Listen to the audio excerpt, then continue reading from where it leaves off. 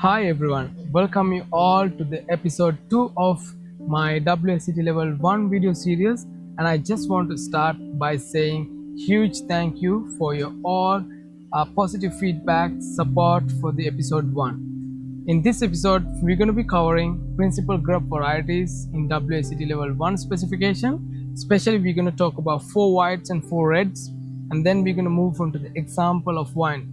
Some of the most examples of wines that we find in our cellars, in our wine list, and then we're going to move on to the storage and service of wine. So the episode is going to be longer, but I'll promise you this will help you immensely in your journey to build your confidence and improve your wine knowledge as well. So let's get started. So principal grape varieties. So there are hundreds and thousands of grape varieties found in the world, but only a small number of these have established a global reputation for quality wines. Like it says, there are so many different grape varieties in the world. Once you start to move on to your next steps of wine education, you will you will study a lot about different grape varieties, and you also come to know that there are thousands of grape varieties exist in this world, but only a handful of them have made a reputation for globally for the quality wines. So in this episode, we're gonna discuss about 4 whites and 4 reds. So these are the grape varieties that are stated in your WSET level 1 specification, and this is all you need to know in order to pass your WSET level 1 exam as well. So we're going to be covering Chardonnay, Pinot Grigio, Sauvignon Blanc, and Riesling. For the black varieties, we're going to be covering a Cabernet Sauvignon, Merlot, Pinot Noir, and Syrah, also known as Shiraz. So one of the key important thing to keep in mind is the pronunciation. When you start to learn about wines, when you start to study about wines, you need to make sure you are sourcing information to develop your skill, to improve your knowledge from the right sources, like the WSET or Court of Master Sommeliers, or there are many other valuable sources in the internet as well. So the pronunciation is very important, guys. So most of these names are from different languages. It's not from English. Although it's written in English letters, the pronunciation is unique. It's from their native language. Like Chardonnay, if you pronounce it correctly according to the letters, it's written in English, it's Chardonnay, but the pronounce is Chardonnay. It's different. Pinot Grigio, Sauvignon Blanc, Riesling, so Cabernet Sauvignon. Likewise, when you pronounce these names correctly, it creates a beautiful impression in person who listens to you. If it's a guest looking for a recommendation, ask you for wines, and you pronounce these wines in correct way, so the guests get impressed from what you're saying, right? So try to improve your pronunciation skill as well. So these are the grape varieties that we are discussing. So let's get started with the Chardonnay. So Chardonnay is one of the most popular and widely planted white grape varieties in the world, and is capable of producing wines in a range of styles. It is also used in the production of champagne, primary grape variety of white Burgundy, while Australia and California are well-known other regions for Chardonnays. So talking about Chardonnay, and then let's go through the climate conditions. Cooler climate produces Chardonnay with high acidity, light to medium bodied citrus and green fruit. Warmer climate produce wine with a medium acidity, medium to full bodied with stone fruit and tropical fruit flavors. What does this mean? So Chardonnay is basically one of the most widely planted grape variety in the world, and honestly, if you take out your wine list in your restaurant or in your hotel or wherever you are, you go through it, you go through the white wines, and you will come to know that maybe more than 50% of the white wines are Chardonnay. And in the 90% of these cases, in hotels and other smaller scale restaurants, that's the case actually. So knowing about Chardonnay in general will help you to improve your confidence. Absolutely. So it's capable of producing a range of styles. What does that mean? Like light bodied, medium bodied, full bodied, even with the different flavors like light-bodied and citrus fruits and green fruits. However, these light-bodied style, like it's mentioned, cooler climate. So in cooler climates like Chablis tend to produce Chardonnay-based wines with high acidity, light to medium bodied, citrus and green fruit driven. Citrus fruit and green fruits. Like I mentioned, couple of small pictures to help you understand in visually what are these fruits. Like when you say citrus fruits, all the citrus fruits like lemon, lime, orange, mandarin, etc. Right? Even though citrus fruits have different levels of acidity, citrus levels in their, like it's not the same amount of citrus that you find in lime is in lemon. It's totally different. It's not the same in lemon and orange. It's sweeter, more tangier. So there's different steps. As you continue your study, you will come to know these differences, and it's really helps you to build up your confidence and really understanding level in these flavors. So cooler climate Chardonnays tend to produce high acidity, light to medium, and citrus and green fruit. Warmer climates, if you remember in episode 1, we talked about warmer climates and cooler climate main differences. So warmer climates, the grapes tend to develop high levels of sugar and lower levels of acidity, because as the grape starts to ripen, it decreases the citrus levels and increase the sugar levels. So once the sugar levels increase, it's tend to develop more flavors in the signature flavors in the grapes. Like then we start to talk about tropical fruits, storm fruits. Like when say tropical fruits, there's a lot of tropical fruits actually. We have pineapples, passion fruits, banana, papaya. There's a lot of going on actually. Honestly, as a Sri Lankan, I grew up in Sri Lanka, and most of these descriptors are in English. They're European flavors. But once you try a glass of white wine, let's say a Riesling, and then you start picking up the notes, the aromas of what you used to eat, like durian. Durian is one of the very signature aroma that I get when I try Riesling. Like there's other many local fruits, so that's how you may start to memorize these flavors, these grape varieties, right? So Chardonnay is pretty much basic. It's one of the most planted white grape variety. Cooler climate, this, and warmer climate, this. And the questions for WSET level 1 is going to come based on this information only. So I summarize all the most important informations from WSET level 1 book, and then I put into this presentation. So all you need to know about this only. So let's move on to the next.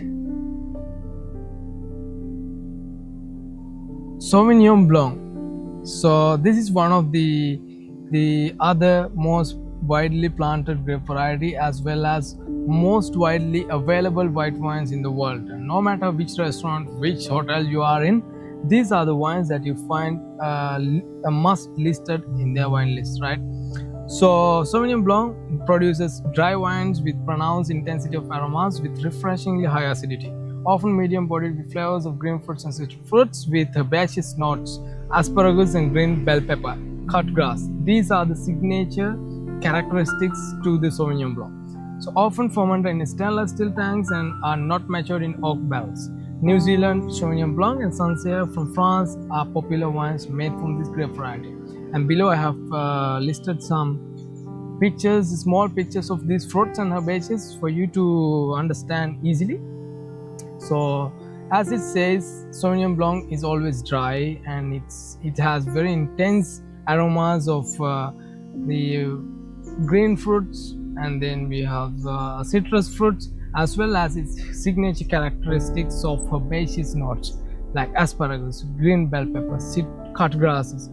So whenever you see someone explaining a sommelier or master sommelier or anyone in this industry about Sauvignon Blanc, one of the key information they discuss is the signature characteristics of asparagus and cut grass. So these are very unique to Sauvignon Blanc, and the moment you start to sniff your wine in the glass, you get these aromas from this wine, right? And then it is not fermented in stainless steel tanks, and there is a reason for it. Stainless steel tanks, it is not fermented in oak, it's fermented in stainless steel. It's reason because it protects the primary fruit flavors of the grape, right? Like Sauvignon Blanc is one of the aromatic grape varieties. There are five aromatic grape varieties and a couple of more as well. So these grape varieties have their primary fruit flavors only. So the winemakers choose not to mature or ferment them in the oak barrels. As you know, fermenting in oak barrels will allow oxygen to take place inside the barrel and react with these wines, and add secondary aromas to the wine, flavors to the wine. Eventually it's a mask of these primary fruit flavors of the Sauvignon Blanc or any other mostly white grape varieties actually. So yeah, that is the difference. In upcoming videos, level 2 especially talks in detail about this oak maturation, oak fermentation as well. So we will talk about in upcoming videos. So stainless steel tank, not measure. New Zealand Sauvignon Blanc, guys, trust me. When you talk about Sauvignon Blanc, you never skip New Zealand, because New Zealand Sauvignon Blanc are the benchmarks of this grape variety. Especially the Cloudy Bay, one of the producer from New Zealand, is the one who brought New Zealand into the world wine maps, right? In older days, when talk about wines, New Zealand was not part of the discussion, but Cloudy Bay, the producer itself, by bringing this Sauvignon Blanc, they started to put New Zealand in these discussions and every other thing, because that much interesting style of Sauvignon Blanc is coming from New Zealand, and you must try that one. The moment you take a small sniff on this New Zealand Sauvignon Blanc, your entire memory and your entire senses opens up and start to detect the flavors of tropical fruits. Passion fruit, especially the passion fruit, is a key. It jumps out of the glass actually. You just literally feel, smells only the passion fruit like. But there are many other tropical fruits as well. But very interesting. On the other hand, Sancerre are known to produce very quality, earthy driven, very classic styles of Sauvignon Blanc, but often very less aromas compared to the New Zealand. So that's what the basic difference between New Zealand Sauvignon Blanc and Sancerre, and it's also the cooler climate and warmer climate condition as well. So it's just for your added knowledge. All you need to know, remember these notes. So keep pen and paper with you. Even though it's a book, it's even better, because you can continue your studies, wine studies, and improve your knowledge as well. So for the level 1, these are the all information you need, and yeah, that's Sauvignon Blanc. Let's move on to the next. Hi guys, it's quite weird, and I apologize on this, guys.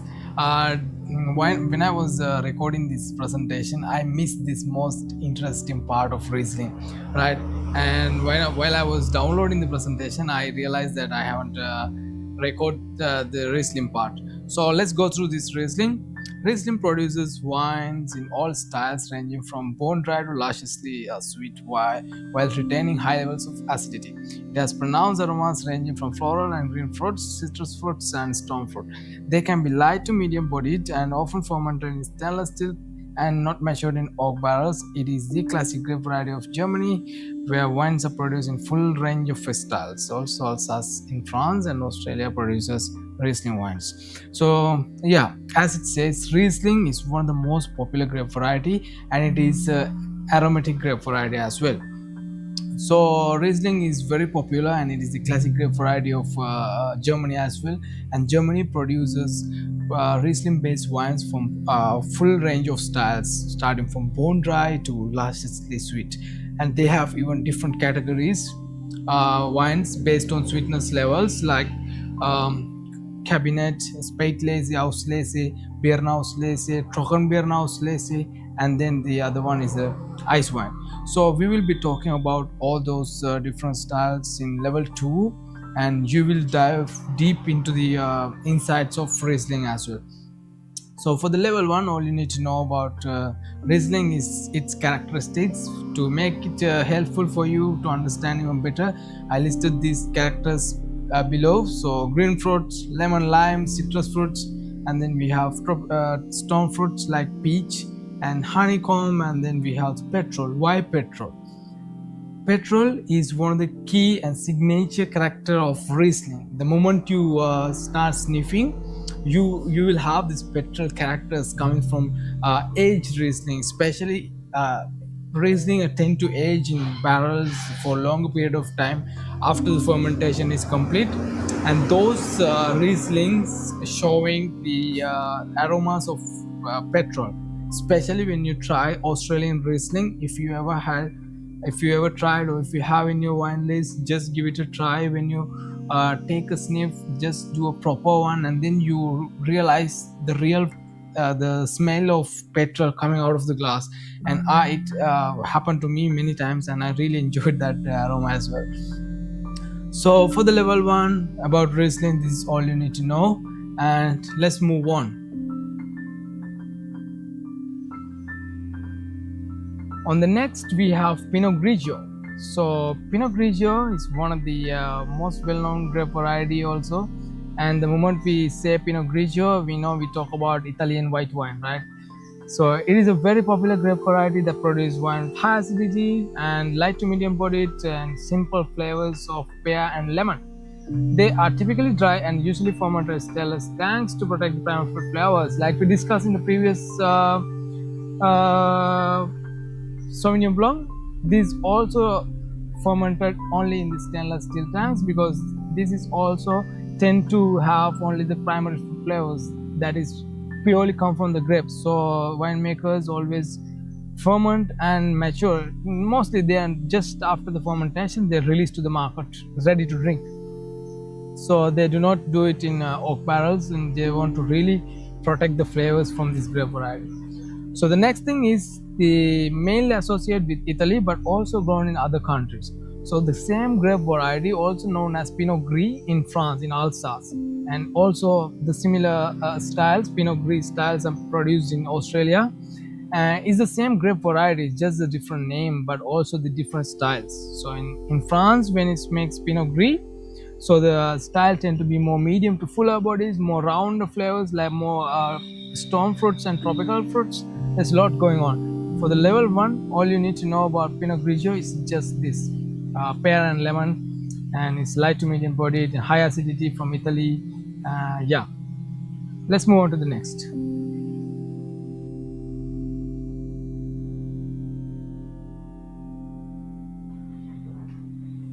So we are moving into the black grape varieties, starting with the Cabernet Sauvignon, one of the most popular, most widely planted black grape varieties in the world. And trust me, if you take your wine list, your restaurant, or in your hotel, Cabernet Sauvignon is dominating the wine list in the red wines, right? So let's learn about it. Cabernet Sauvignon is widely planted around the world, and it is produced wine with high levels of tannins and acidity. They can range from medium to full bodied with aromas and flavors of black fruit and herbaceous flavors. Often matured in oak to add flavors and soften tannins, it is often blended with other grape varieties such as Merlot in Bordeaux due to its high levels of tannins to soften them and add body to the blend. It is also grown widely in Australia, California, Chile, and South Africa. Guys, I hope you understand it. So Cabernet Sauvignons tend to have very thick skin and tend to produce very full bodied, the fuller body styles with high tannins, high acidities, and very harsh flavors like black fruits, black currants, and a lot of oak flavors coming out of this wine itself. So what winemakers do to make this wine much more palatable, more pleasant flavors, so they tend to blend this grape variety with another grape variety called Merlot. So when you talk about Bordeaux blend, it's one of the most popular blends. I hope you guys know it. If you are a waiter, bartender, you must know this. So it's a blend of 5 different grape varieties, and it's Cabernet Sauvignon, Merlot, Petit Verdot, Cabernet Franc, and then Malbec. So in level one, you only need to know about Cabernet Sauvignon, and it's often blended with Merlot in Bordeaux in France to soften the tannins. It goes through the aging process in oak to soften the tannins, and then Merlot adds the fruitiness to the blend and make it more palatable, right? And it's also grown in Australia, California, Chile, and South Africa. All these countries produce some of the best Cabernet Sauvignon based wines in the world, and we're gonna be discovering them. We're gonna be studying about them in upcoming videos, guys. So in the below, I have listed 4 fixtures: mint leaves, vanilla sticks, blackcurrant, and then oak barrels. Why? Mint leaves is one of the key signature character of Cabernet Sauvignon. And just to let you know, Cabernet Sauvignon is a cross between Cabernet Franc and Sauvignon Blanc. Long time ago, there was no Cabernet Sauvignon as such grape variety existed. So the wine growers have invented a new grape variety by crossing 2 different grapes, Sauvignon Blanc and Cabernet Franc. That's how the Cabernet Sauvignon is born. So, and then we have the black currant, even the blackberries, black currants, black palms, all these grape flavors are associated with the Cabernet Sauvignon. And then the oak, because oak is must. Almost all the red wines are fermented in oak, especially the Cabernet Sauvignon is aged for an extended period of time inside the oak barrels, sometimes new oak barrels, adding more flavors, vanilla, spices, etc. So level 1, you don't need to know about all these secondary flavors, you just need to know about these primary fruit flavors, where it comes from, what is the grape it's often blended with, and then what are the characteristics. So let's move on to the next.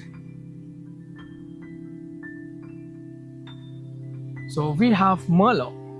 Merlot wines that are made from Merlot are generally dry, medium to full bodied, medium acidity, medium levels of tannins. The flavors are ranging from red fruits to black fruits. It is often matured in oak to add flavors like vanilla and commonly blended with Cabernet Sauvignon. Merlot is widely grown in a number of places such as Chile and California. Bordeaux is the most famous region for Merlot Cabernet Sauvignon blends, and now it is popular around the world. Like it says, like we discussed in the previous slide, Merlot is mostly blended with Cabernet Sauvignon. So these are the blending partners actually, and also this blend have moved into other countries. They inspired from this blend. They really enjoy the flavors of this blend together, and they started producing their wines with this style, Bordeaux blend. So there are many more Bordeaux blends coming from other countries that are known for very high quality and selling for very high prices as well. So on the other hand, Merlot is something very easy to understand, red grape variety, because almost all its elements are medium. Like if you talk about the body, it's medium body most of the time, medium acidity, medium levels of tannins, and sometimes even the alcohol is medium. So it's quite everything medium, medium, medium. And black plum is the most associated flavor of Merlot. Black plum. You always talk about plum, plum, plum. No matter where the Merlots come from, the plum is always there. So it's easy. And also some red fruits like raspberries and blackberries, and then vanilla, especially since it's matured in oak barrels. These flavors are derived from the oaks. So this is pretty much all you need to know about Merlot. And let's move on to the next. So we are moving into Pinot Noir, one of the most fascinating and exciting grape variety. In fact, Pinot Noir is my favorite grape variety as well. So let's go through the description. Wines made from Pinot Noir tend to be dry and light-bodied, low tannins and high acidity levels. They are flavors of red fruits and often matured in oak barrels to have flavors of vanilla and cloves. It is the grape used in red Burgundy, and it is the principal black grape variety in New Zealand. Pinot Noir is not blended when making red wines, but it is blended when used in production of champagne, where it is often blended with Chardonnay. Yeah. So Pinot Noir. Pinot Noir is a grape variety that is always tend to have lower levels of tannin, very low tannins and high acidity as well, with flavors of red fruits. When you talk about Pinot Noir, we only talk about red fruits a lot.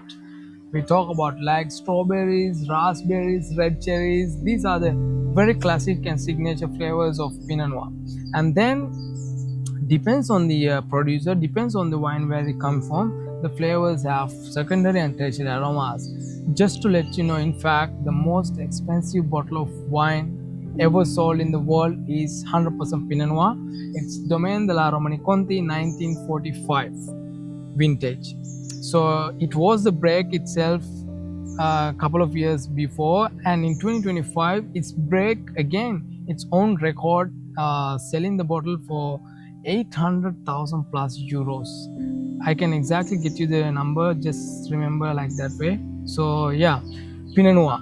When talk about red Burgundy, Pinot Noir is the backbone, the primary grape variety of red Burgundy, but also Gamay. There is a grape variety called Gamay, especially the wines of Beaujolais is made of Gamay found in Burgundy.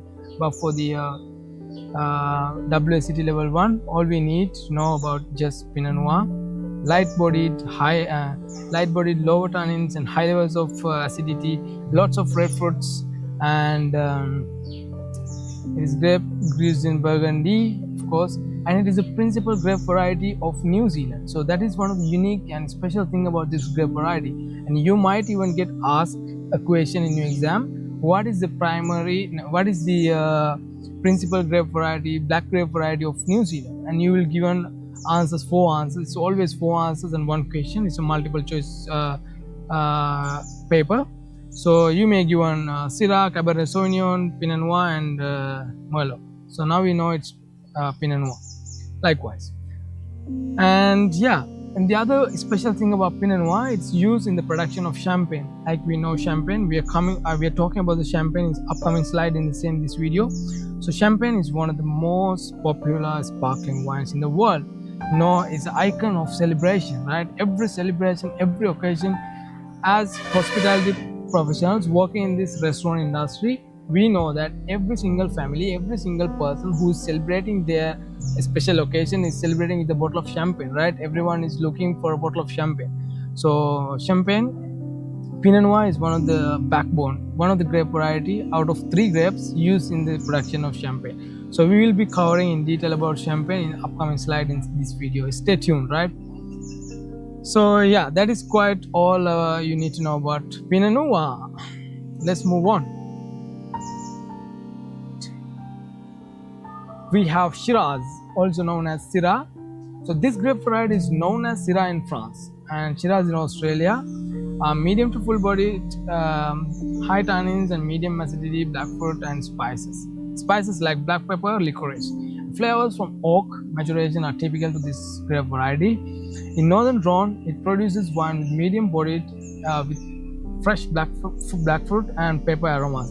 In comparison, warmer regions in Australia can produce full bodied Shiraz with flavors of jam, black fruits and licorice. So Shiraz, Syrah. So it's the same grape variety called Syrah in France, northern Rhone, especially regions like Hermitage and then Côte-Rôtie, so they call it Syrah. And then we have Shiraz. So for the level 1, you just need to know these 2 names for the same grape variety, where it is come from, why it's called Syrah, where it is called Syrah and where it's called Shiraz, Australia. And the wines are medium to full bodied, always high in tannins and medium acidity. These are the signature characters that you need to remember. And it's often have black fruit flavors like black fruits and spices. Black fruits, like when you say black fruits, you know it's blackberry, blueberry, black plum, black cherries, etc. So we'll be covering these different descriptors and clusters of fruits in upcoming video. I will make a separate video for that to understand, to make it easier for you guys. Black spices like black pepper and licorice. So the black pepper is a signature character coming from cooler region Shiraz like Syrah in France. They have the signature flavor aroma of black pepper. It's coming from the grape variety itself actually. Licorice as well. So most of the time other spice flavors are derived from the oak aging like vanilla, nutmeg, cloves. So these are the spices that comes from the oak aging, but this pepper and licorice are mostly associated with the Syrah. So in northern Rhone, it produces wine with medium body. Northern Rhone Syrah are very famous, very popular, especially the WSET asks a lot of questions on northern Rhone Syrah. For the level 1 is quite easier, but as you move up with the level 2 and level 3, it's a very concerned region actually. With black fruits and pepper aromas in comparison, Australia produces full bodied. In Australia, the Shiraz is very ripe and full bodied with high alcohols and flavors of jammy black fruits and licorice. Why it's called jammy black fruits? Just imagine you are you are biting a piece of plum fruit which is quite ripe, and a one which overly ripe. So you know the difference, like quite very high levels of sugar, the jammy one, right? Very sweet. But the one is moderate ripe is normal in sugar, and everything is just quite ripe, right? So that's the difference between jammy black fruits and just black fruits, okay? And then licorice. So that is pretty much all about Syrah. And now we are moving. So that's pretty much all. We talk about 4 white grape varieties, 4 red grape varieties, right? And now we are moving into the examples of wine made from these principal grape varieties. Very important and pretty much help you guys. I hope you guys are with me still, and stay tuned until the end, because this information are the most important and most foundational information you need to know in order to build up your self-confidence in selling wines and also improve your wine knowledge, right? So stay tuned until the end, because these are the fundamental information all you need just to have that self-confidence with you. So in this slide we will talk about the examples of wine. So in Europe, many wines are named after the region it is produced in. PDO. Here are some of the famous wines made from Pittsburgh grape. So what is PDO? Why only in Europe? Even though they are making wines with certain grape, let's say Sauvignon Blanc, but they don't call it Sauvignon Blanc. They might label it as Sancerre. Then we need to study what is Sancerre. Just like that, that's the culture of this wine. That is the European Union rules and regulation that implies into this wine production, right? It's a lot of strict rules, strict steps to follow as winemakers and producers. So PDO stands for Protected Designation of Origin. So basically, in Europe, most of the wine producers, small regions, they don't name it is made of Pinot Noir. They might say it's Bourgogne or it's One Romani.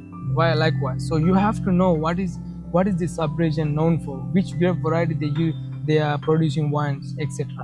So in this video, we're gonna talk about some of the examples as follows. Let's move on to the next, so we will know some of them.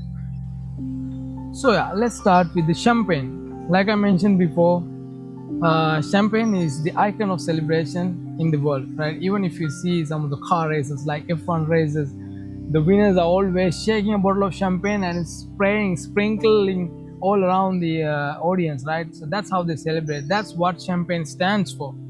So it stands for celebration. There's a lot going behind champagne. So we're talking. This is a French sparkling wine made in the region of Champagne using Pinot Noir, Pinot Meunier, and Chardonnay.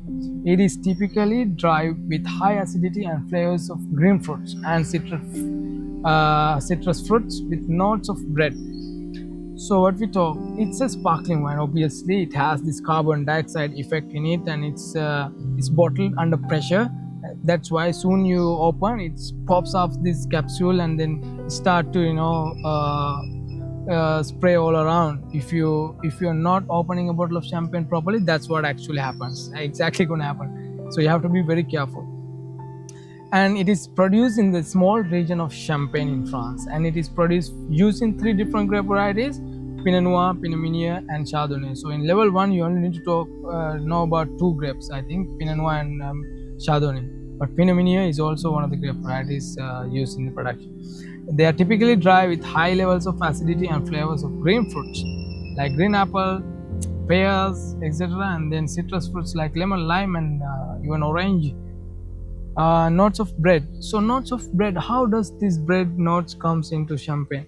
So champagne is one of the sparkling wines made through a traditional method. It's a very expensive method, going through so many different steps. Especially at one stage, champagnes are aged on the dead yeast. So during this step, it develops a flavor profile called bread, like a bready yeasty. So that's how the breads come from. So upcoming video, I will break down these different styles for you to understand even better. Stay tuned with my channel. Make sure to subscribe If you are finding these videos helpful, you can always leave your questions, or if you have anything to share with me, you can share in the comments section. I will also always reply to all of your comments as well. So that's champagne, and then we are moving into sancerre. So we call it sancerre. So like I mentioned before, the wine pronunciations are very important, guys, especially we are Asians. I'm from Sri Lanka, and some of you may come from different parts of Asia, and we are not grow up we haven't grown up in a culture of wine making. So every information, everything that we know about wine is based on what we read from the books and what we see in the media, or whatever the helpful resource that we find. That's all. So it's pretty much challenging for us to memorize all these terms, names, different synonyms especially. But eventually that's something really helpful for us to level up our journey, to move forward, to get promotions, especially in the hotel industry. Knowing about wine is one of the best things that someone can ever develop as a skill. So yeah, sancerre, it's called sancerre. So this is dry, medium bodied French. It's mostly actually light to medium bodied French white wine made in the region of Loire Valley in France, and it is made from Sauvignon Blanc. So Loire Valley is a small region in France, and this sancerre is primarily made from Sauvignon Blanc grape variety.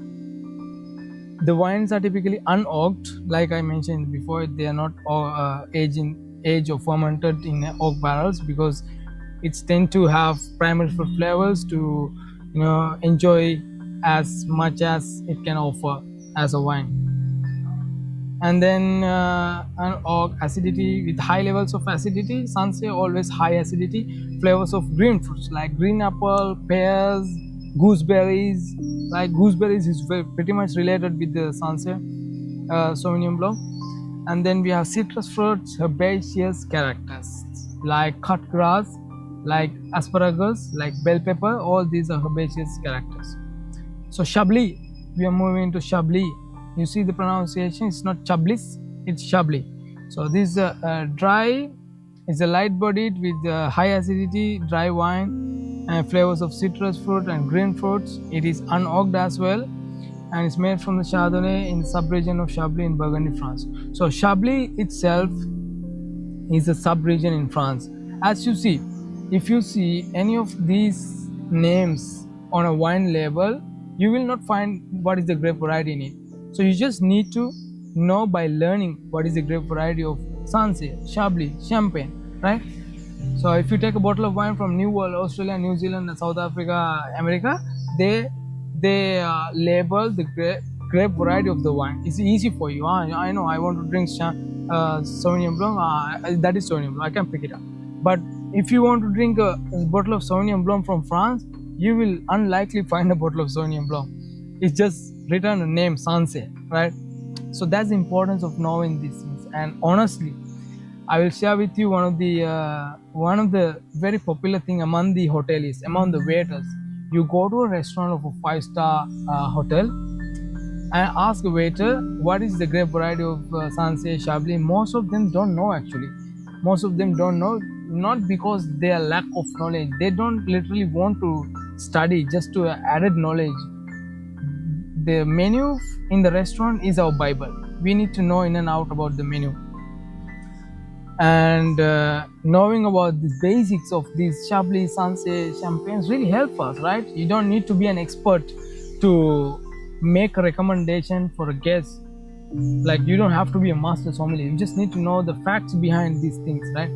Because these wines we are find in every single restaurant, every single hotel in the world. No matter, let's say you are working for one of the signature restaurants, French fine dining cuisine, and you are working so hard to memorize the names and flavors, ingredients of your food menu, right? And you don't care about the wine menu. And after working for a couple of years, you're moving into a different place, different restaurant, different cuisine, different hotel. And trust me, you're gonna find the same wines as you had in the previous property, but the food menu is totally different. It's almost not even related what you spend all the time learning about the food when you come to your new role, right? So beverage is powerful. Beverage knowledge is powerful. Wherever you go in this world, beverage is there. Huh? So you need to know at least this basic difference to support your career, guys. So Chablis is a sub-region in France, northern Burgundy. So that is pretty much all you need to know about these three wines. Let's move on to the next. So Burgundy is one of the most diversified wine region in the world. Trust me, even though if it's couple of meters away from between these vineyards and plots, the flavor profile, the price point, the quality hierarchy, everything changes in this Burgundy. And the most expensive bottle of wine ever sold, the one I mentioned, Domaine de la Romani Conti, is also come from Burgundy, small village called one Romani, and Romani Conti vineyard as well. So Burgundy, there's so much information to learn about Burgundy, and having this general idea about Burgundy will help you to develop your knowledge about Burgundy as well. So these wines come from the Burgundy, Bourgogne, also called Bourgogne in France, area of France, and it can either be red or white. The white wines are made from Chardonnay and can be oak or unoaked. They are dry and medium-bodied with riper fruit flavors than Chablis. The red wines are made from Pinot Noir and are dry. They tend to have a lower tannins and higher acidity levels. Wines are light-bodied with flavors of red fruits. So, like it says, for you, all you need to know about this small description about Burgundy. According to the WSET Level 1, they don't expect you to have all the information about Burgundy, but sometimes I'm sharing what I learned during my Level 2 and Level 3 with you guys to make it more interesting, make it more passionate about wines for you guys. So Burgundy is also called Bourgogne. Bourgogne, that is a French term, French word. How they call Burgundy in French is Bourgogne, and it's a small area. It's not small actually. It's quite bigger. And when you see a bottle of wine with written Burgundy, Bourgogne Rouge, sometimes you say like Bourgogne Rouge, Louis Jadot Bourgogne Rouge. So the wine is made entirely from Pinot Noir, sourced from all around the Burgundy. So when talk about Burgundy, there are so many different small villages inside the Burgundy. So this is the generic of Burgundy. So any producer produce wine under Burgundy generic styles, they can source the Pinot Noir grape variety from any of the village, from any of the vineyards they want, right? So the restrictions and rules are very limited for this Burgundy style because the production scale is quite bigger than the other small scale producers with more restricted PDOs. So they can be red or white. So Burgundy can be red or white, and white wines can be oak or unoaked. So it's quite easy for winemakers, and they're dry and medium bodied. Dry and medium. It's always dry and medium bodied with riper flavors than Chablis. So if it's a white wine, so the Burgundy white is much more riper, more storm fruits, more even sometimes tropical fruits flavors than Chablis. The red wines are made from Pinot Noir and are dry. Also, for you to know, in Burgundy also there is another red wine red grape variety called Gamay, and another white grape variety called Aligoté. So these two grape varieties you don't need to know for level 1, but just for your adult knowledge. They tend to have low tannins, like we said, Pinot Noir tend to have low tannins, high acidity levels, and they are light-bodied with flavors of red fruits, raspberries, strawberries, red cherries, etc. So that is pretty much all you need to know about Burgundy, and the questions can come from what is the primary grape of red grape of Burgundy? What is the difference between Burgundy and Chablis wines? So there can be few flavors, and then you need to choose the right one, like that, etc. Right? So now we are moving into Bordeaux.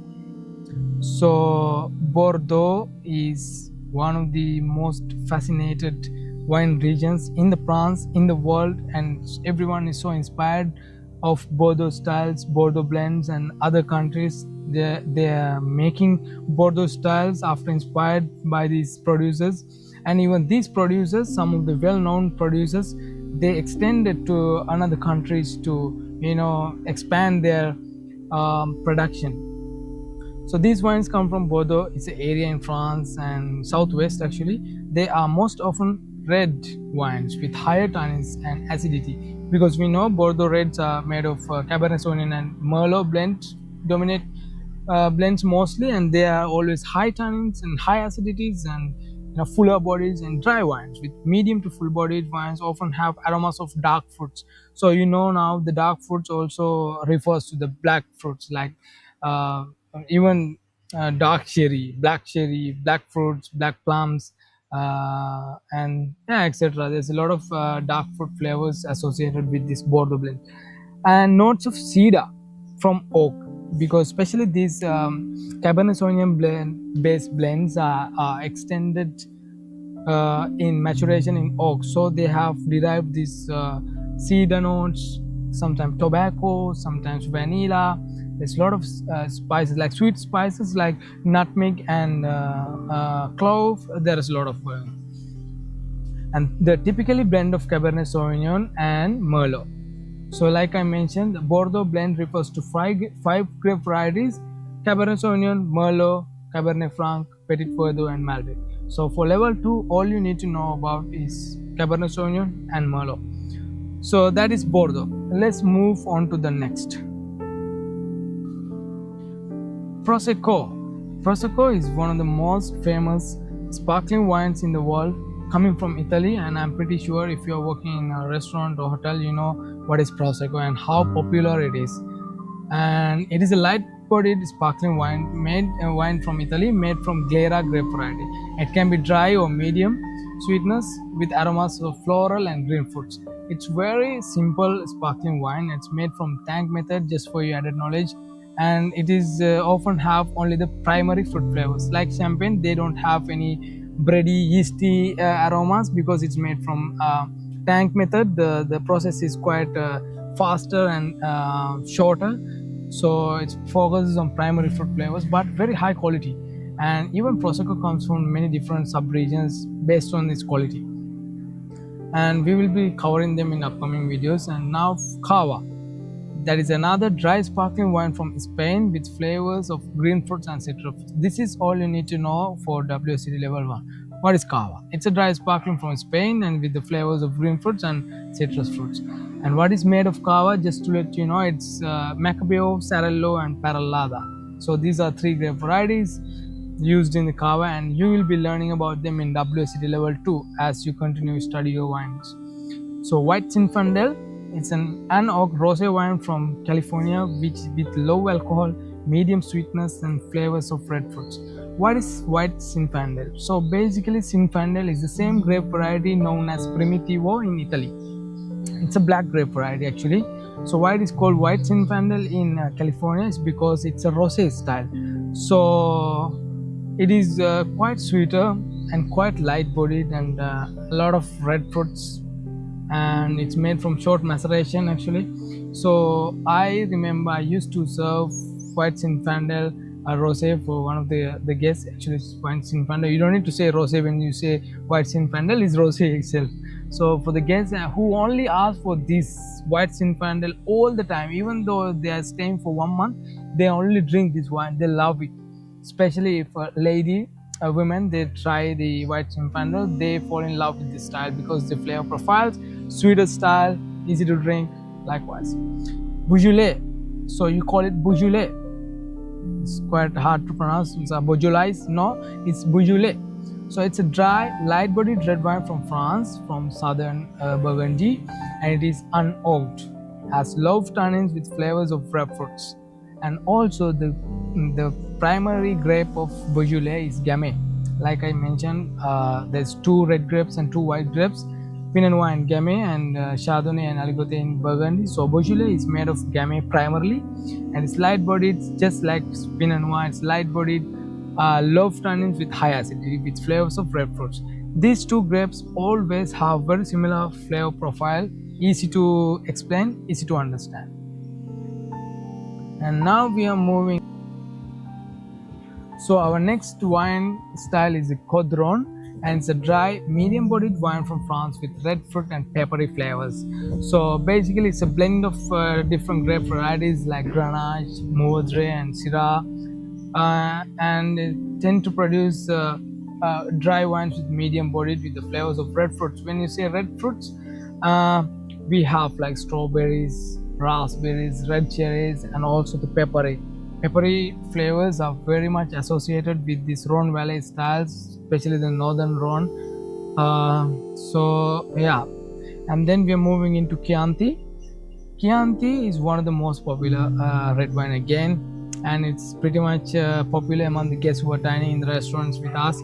So it's a dry, medium-bodied Italian red wine with high tannins and acidity, typically with red fruits, flavors, and spices like clove, even nutmeg from oak. Because Chianti is made of the grape variety is called Sangiovese, and also a small proportion of some local grapes from this area. And when it comes to Chianti, there are different classification: Chianti, Chianti Classico, Chianti Classico Reserva, Chianti Classico Grand Reserva. So there's different styles of Chianti. But as a beginner, as an entry level, all we need to know this information only. And then we have the Rioja. We call it Rioja. So it's from Spain, Spanish word, Spanish name for a region, Rioja. We don't pronounce it Rioja, so we call it Rioja, a dry, medium to full-bodied red wine from Spain that typically has red fruits and vanilla flavors from oak. So red fruits is very common. Now you should find that pattern. See, when you're moving from one grape to another grape, it's red wine. Pretty much is pattern, similar pattern. This flavor profile and this the fruit flavors and the body alcohol. It has like pattern. If you say Codron, Chianti, Pinot Noir, Burgundy, now we talk about red fruits all the time. Imagine if you memorize these red fruits, you can apply these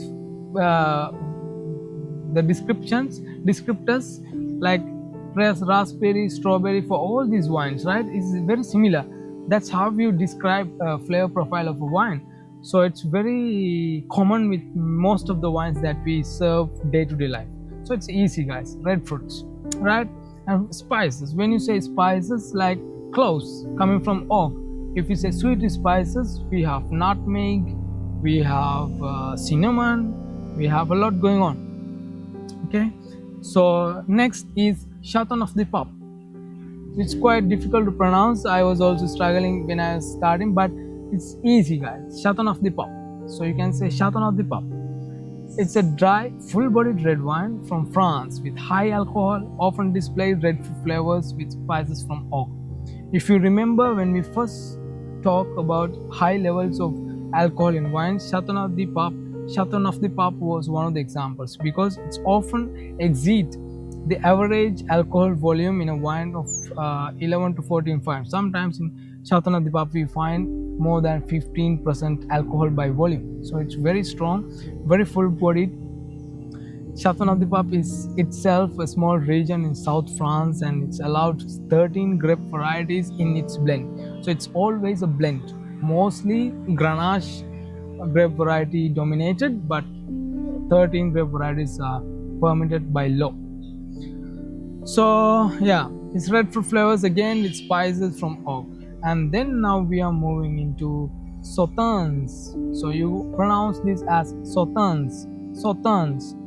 So it's a very famous sweet wine style from Bordeaux. It's a sweet wine, white wine in Bordeaux, and it is full-bodied with flavors of stone fruits, honeysuckles, honey, and then also we have like lot of caramelized fruit flavors.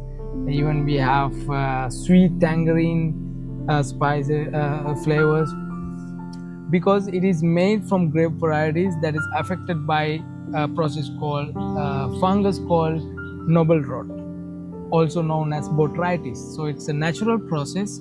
It's winemakers, wine growers skill that monitor how these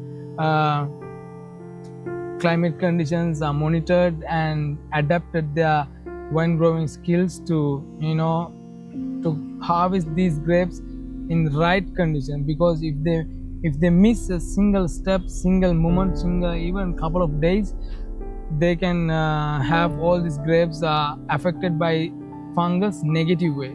So it's a fungus that affect in two ways, positive way and negative way. So we'll be discovering them in upcoming videos about Nobel rods varieties in detail. So all you need to know about Sautins for level 1, it's a sweet white wine from Bordeaux, and it has flavors of stone fruits, honey, and caramelized flavors, etc. And yeah, even just you don't even need to know about the grape varieties of Sautins. It's mostly made of Sauvignon Blanc and Semillon and Muscadel. So it's a blend of these three different grape varieties, mostly Sauvignon Blanc and Semillon, and a small proportion of Muscadel to add this, the beautiful nose, floral notes to the blend. So that is pretty much all about Sautins. Let's move on to the next. And we are moving into the sherry.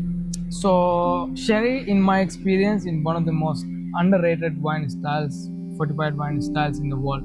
So far in my journey, all the hotels, restaurants I worked with, sherry was barely available in these places, because the fact is not moving. Most people don't know about sherry. Most sommeliers and people who works in the restaurants doesn't upsell these sherries. So that is one of the reasons why it is not moving a lot. So it's a fortified wine from Spain. It is made in range of styles from dry, medium to sweet.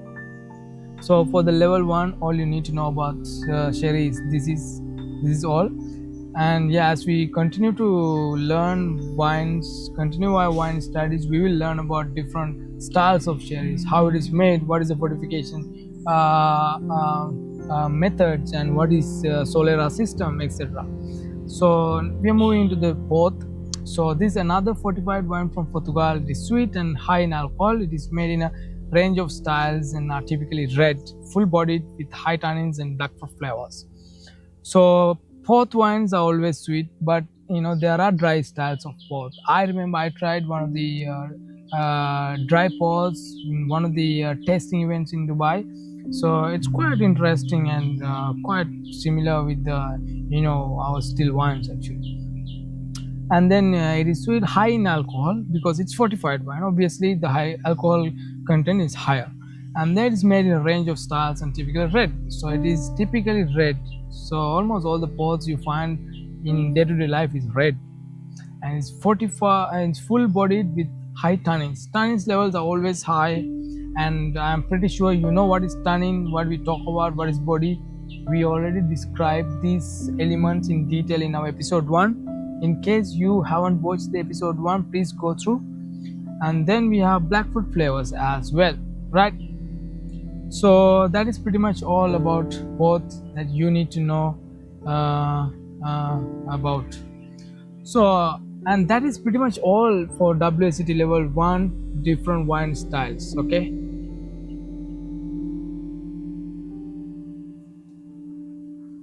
and there is a wine list exercise. Basically, WSET level 1 is trying to help you to read a wine list in a restaurant, or how to list your wines in a restaurant in your wine list, so etc.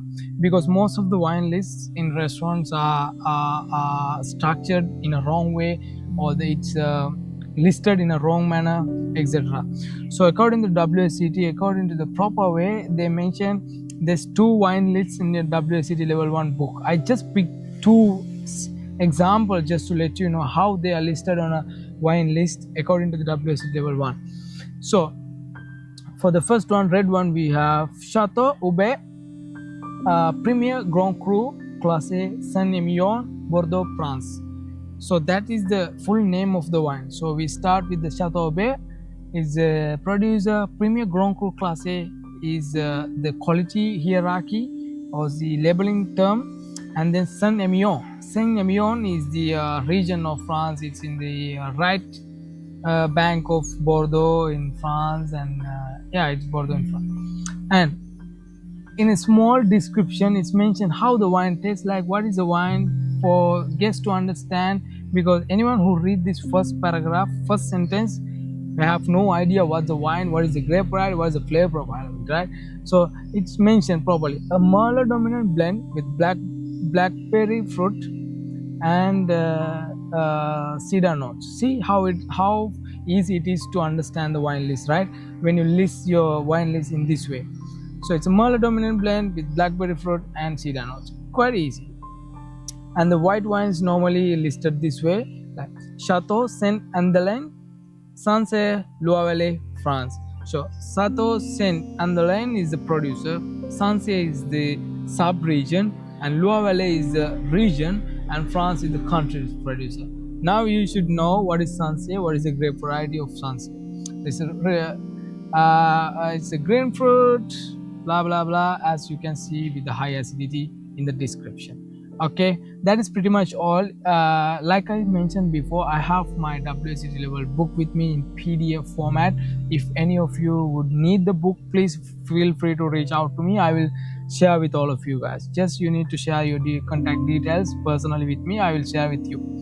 So yeah, that is pretty much all for the wine list exercise.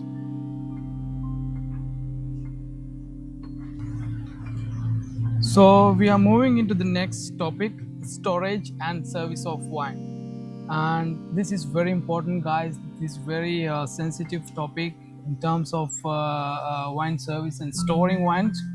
So let's go through the description. There are a lot of traditions associated with the service and storage of wine. Regardless of their history and local importance, they should all be designed to ensure the wine is best served in the best possible condition.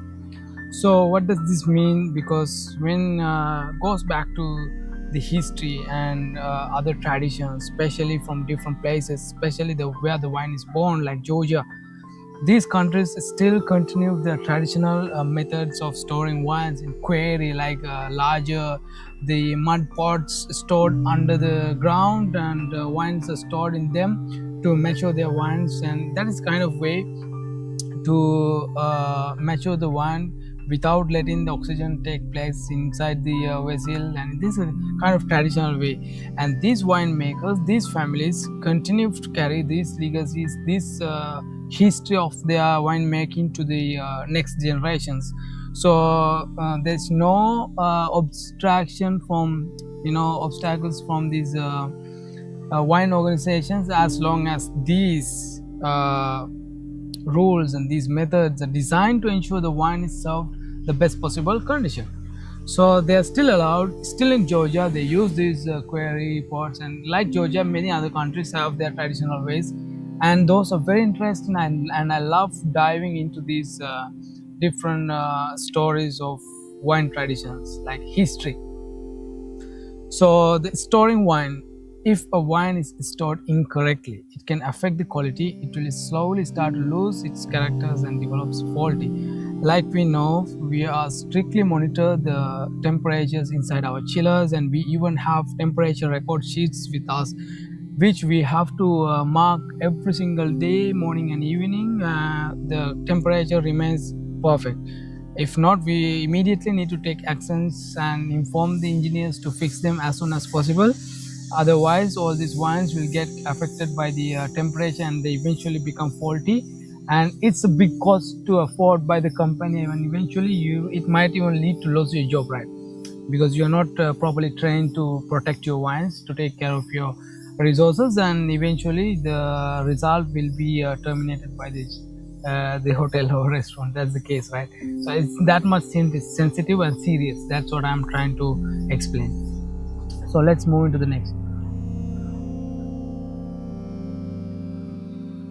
So three steps to follow when storing wines. These are the three steps listed on WSET level 1 specification for you to study, and there must be questions based on these three steps as well. Should be kept at constant cool and constant temperature, where extreme cold or heat and significant change in temperature can damage the wine. So the wine should be constant temperature, stored in a place with a constant temperature. Means, like if it's a white wine, rosé, or sparkling wine, we always store them in a chiller where the temperature is below 5 Celsius, right? So just like that, we have to make sure the temperature remains every single day, every single moment in the same. If it goes too cold, if it's minus and if suddenly it goes again hot, if the temperature extremely varies low to high, that can also affect the wine. So it should be constant temperature in a certain way. So every wine is given a recommended temperature to store in order to make it uh, remain quality as best condition as possible. So white wine, red wine, rosé wine, sparkling wine, they all have different temperature conditions, etc. So keep away from strong sunshines and bright artificial lights. Like if it's too close, let's say your chiller is too close to the window where the sunlight directly hits the door of the chiller, and if you store it for a couple of months, couple of years, eventually it will damage slowly so every single day, because sunlight is very strong and strong lights can affect the wine as well. And then bright artificial lights, like the lights that we have in our cellars, if you notice, they are very dim, like very light. Actually, they're not very strong lights, they're very light. As well as heat they produce can cause the wine to taste stale and old. So this is the eventual result of these effects. So storing wine is sealed with a cork on its own sides to ensure cork remains intact with the wine and prevent oxygen from getting into the wine. Wines that are sealed with screw cap can be stored. So what this means is, if a wine is corked with a cork, like it's sealed with a cork, so you know that we can't store them upright, because over the time the cork dries out, because it's made of wood. So once it dries out, it's let the air outside go through the cork into the wine, and once the air reaches the wine surface, it kills the flavors of wine, and eventually wine will become faulty. So that's what I mean. If it's sealed with a cork, we always store them like horizontally, like this way. Even in chillers, cellars, everywhere we keep them like this. And if it's closed with the screw cap, which we can open by rotating this way, so these ones we can literally store upright in chillers, cellars, wherever possible, because it doesn't affect the cap of the bottle, right? And also it does not allow any even a small amount of air will not go through the screw cap. So that is a very strong closure method. So that is pretty much all. And now we are moving in. So now we are going into the service temperature. Typically, white, rosé, and sparkling wines are served chilled. Red wines are typically served either lightly chilled or at room temperature. After all, personal preferences is best enjoyable way, and as a host, we must respect that. There are various equipments used to keep the wine chilled, like insulated containers, ice buckets, until the bottle is finished. What this mean is white, rosé, and sparkling wines are always served chilled, super chilled, right? Sometimes below 5 Celsius. And then the red wines, depending on if it's a light to medium bodied or medium to full bodied, the temperature can be lightly chilled or room temperature. So there are various but most important, if the guest asks you to serve a bottle of white wine in hot, room temperature, no problem, you can serve it, because end of the day the guest is the person who's paying for the wine, and it's his preferences. And we must, as a waiters, as a bartenders, as sommeliers, we must respect their personal preferences, and we have no choice. If I had situations where guests buy a very expensive bottle of whiskey, bottle of wines, and ask me to add ice into the red wine, I had to do this, because I know I cannot explain, I cannot stop him, because he's the one eventually paying the wine. And I cannot stop it. I have to respect his preference. It's the same thing. Yeah, sometimes people buy a shot of Blue Label, paying hundreds of dollars, and then ask us to mix with Coca-Cola, right? So that is the case in hospitality. Actually, it's quite funny, but that's the reality, and we must respect no matter what is the situation. End of the day, guest is our priority, right? And ice buckets and insulated containers, I hope you guys know this. So insulated containers basically means a small kind of bag made of like what you call rigiforms, where we can insert the bottle of wine into it, so it will protect the temperature for a longer period, right? It does not just get into the room temperature. Just like once we leave the bottle outdoor, it quickly gets, but this will not quickly get it. And then ice buckets, of course. Ice buckets are found in every restaurant, right? And the other thing about ice bucket is it must be filled with full ice and water as well. So there is a proper way to fill up the ice bucket also. Not full ice, it's third part of the bucket is filled with ice and one part is filled with water. So that's the way of filling up ice bucket. And then the other part is do not attempt to heat a wine to change the temperature. It will kill the flavors. Let the wine be in room temperature to a natural chill its temperature where it is going to be served. So this is very important. If a wine is too cold, you find it too cold and you want to make it slightly warmer or slightly less temperature, and you're trying to expose the wine into heat directly, what happens, the wine will eventually get spoiled or get faulty because of the wine is a living thing. It's a living organism. It's a fresh thing. The moment you open the bottle of wine, it start to release all its flavor, slowly start to becoming old, and eventually it become dull, and then no taste at all. Tastes like vinegar. So you have to treat it with care all the time. So if you want to reduce the temperature, you can leave it outdoor for some time and then drink it. Or even if you want to chill it, there's no issue actually. You can just dip the bottle of wine in the ice bucket with water for some time, and it will become very chill after a couple of minutes, right? But when reducing the temperature, you have to be very very careful. So that is pretty much all. Let's move on to the next. On the next, we have the serving temperature, recommended temperature from WSET level 1. Actually, this is the same thing for level 2, even for level 3 is pretty much the same. So these are the advantages to get right in from WSET level 1. Understand the temperature. Serving temperature is same for every stage of the education. So you can go through this one. This is the exact format I just copied from the level 1 book. And this beautiful comment, beautiful quote about wine is like music. The right temperature brings every note to life. How beautiful is it? It is. And it is right actually.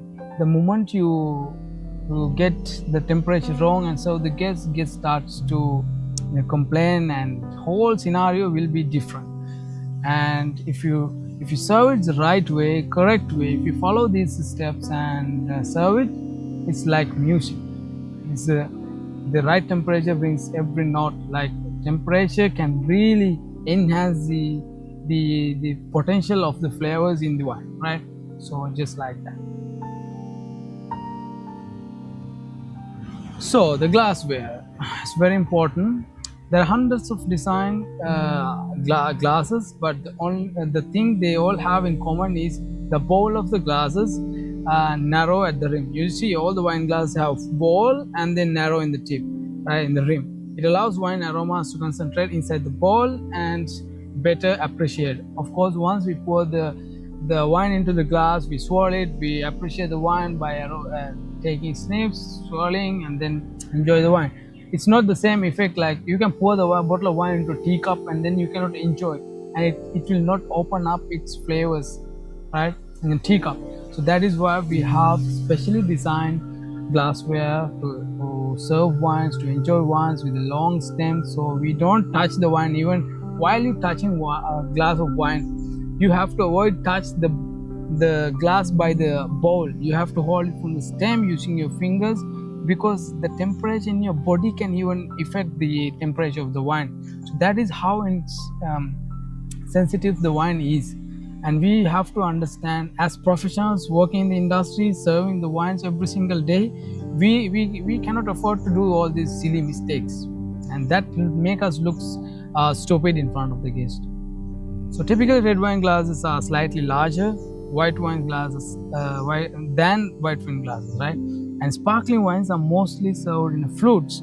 It's because the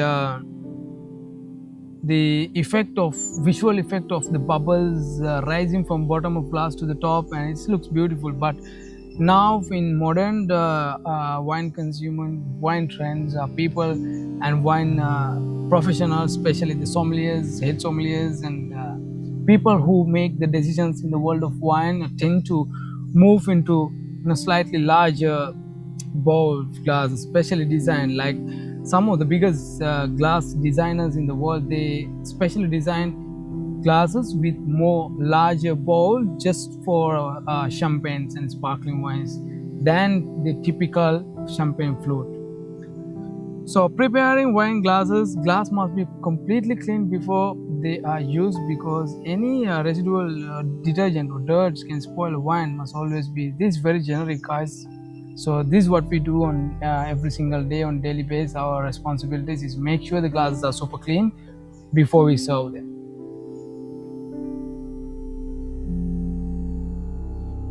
And opening a bottle of still wine and opening a bottle of sparkling wines, you must follow these steps to ensure opening a bottle of smoothly without harming the bottle or without breaking the cork. If it's a still wine sealed with a cork, this is the way that you must follow in order to remove the cork properly. And if it's a sparkling wine, the steps are slightly longer, because it's a wine that is trapped the pressure inside the bottle and sealed with the cork like a mushroom shape, and you have to release it slowly. And even in questions, there might be questions based on this: how to open a bottle of still wine, how to open a sparkling wine. You can go through these to read them. This exact description from WSET Level 1 book, I took it, so you can go through it. So we are in the last slide of this presentation, this episode 2 of our WSET Level 1 series, where we're gonna understand serving wines. So this is basically what we do every single day as our part of our job. So when serving wines, we should take the following steps to ensure the wine looks and tastes at its best. Check the appearance of the wine. So basically this is your systematic approach to wine, how you're gonna pour wine, open a wine, pour a wine, how you check the condition of the wine, haziness, if there's any haziness, and check there are no any bits flowing. So when you look at the wine after pouring the glass, you see the glass if there's anything floating on top of the wine, and check the aroma. Once you swirl and take snips, and you check if there's any aroma that's not supposed to be there in the wine, which gives you sign if the wine is full, like wet cardboard. These are vinegar. These are the typical signs of a faulty wine. So if you smell these one, immediately remove the wine. Wine is corked, and then you can replace by your supplier. Keep the wine fresh after opening. So this is very important, guys. When talk about house wine by the glass, wine by the glass program in our restaurants, once we open the red wines, white wines, and champagnes, we tend to keep these wines for a couple of days longer, because once we open a full bottle, we're not gonna sell the whole bottle in one shot, right? We're gonna sell by glass, glass by glass. So there is two ways, simple ways, methods we can use to preserve these wines without letting it to be spoiled, because we know that once the bottle is open, it starts to slowly release its fresh aromas and freshness, everything, and then start to spoil it, right, eventually. So once the wine is open, it slowly starts to become stale, and it reacts with the oxygen. Storing in fridge with a cork can help to keep the wine fresh a little bit longer. If you want to keep it fresh even longer, what you can do, simple systems like vacuum system. So it's like a pump, right? So you keep the needle of the bottle into the wine after you seal it, and then you remove it.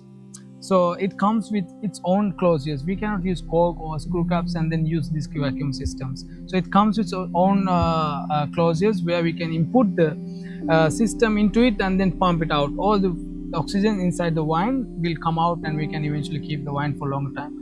And then the blanket systems. This removes the air inside the bottle by pumping, which does not harm the guy. So it is kind of like a gas. It's mostly argon gas. So once we insert this one, it removes out all the oxygens from the wine and helps us to preserve the wine for longer.